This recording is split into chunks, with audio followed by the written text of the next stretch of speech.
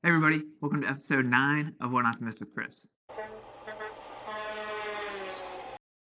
My goal each week, as you know by now, is to put out quick, relevant content that explains the why behind the what in order to positively impact the freight community.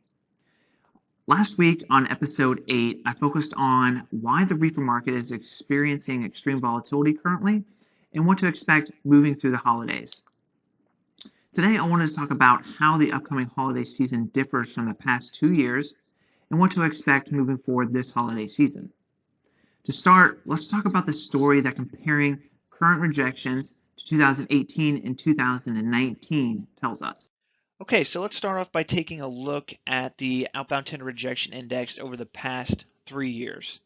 Starting with 2018 in orange here, by November, rates had already began to decrease due to an abundance of capacity being injected into the market unproportionate to demand.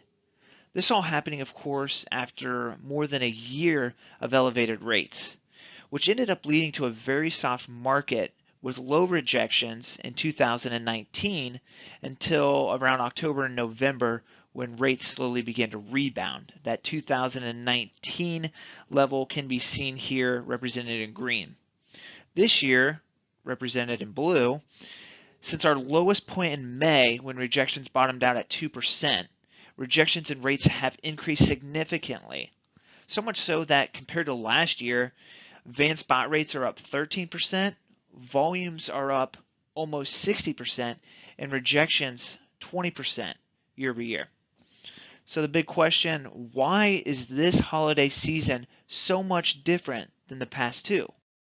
Well, to start, take a look at year-over-year brick and mortar retail spending represented here in green compared to e-commerce spending represented here in blue.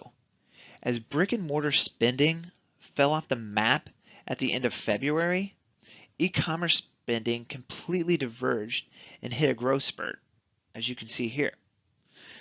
The last reported year-over-year change for e-commerce sales sits at a growth rate of 29%. While brick and mortar sales are down almost 12% year over year. Just to gauge the significance of the growth separation between the two, at the beginning of the year, e-commerce expected growth was around 10 to 15%. So far, its growth rate has been closer to 50% this year.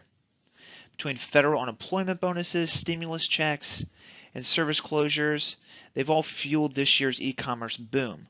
Furthermore, extended Black Friday deals coupled with spiking COVID cases should continue to hamper in-store purchases and bolster online sales throughout the holiday season. Now, this next chart compares consumer disposable income represented in blue to e-commerce sales on a monthly year-over-year view represented in orange. As you can see, as disposable income blew up here in April, online sales followed in conjunction. The really unique thing here is that, as disposable income fell by almost 10% to where it is now, online sales continued to show strong growth. And the last view I want to share is one of a number of reports created by the Institute for Supply Management, or ISM. This particular report focuses on new manufacturing orders. The blue line shows data for this year, purple 2019, and green 2018. This October marked the highest level of new orders on the ISM since January of 2004, which is a 38% increase from last year and 17% increase from 2018.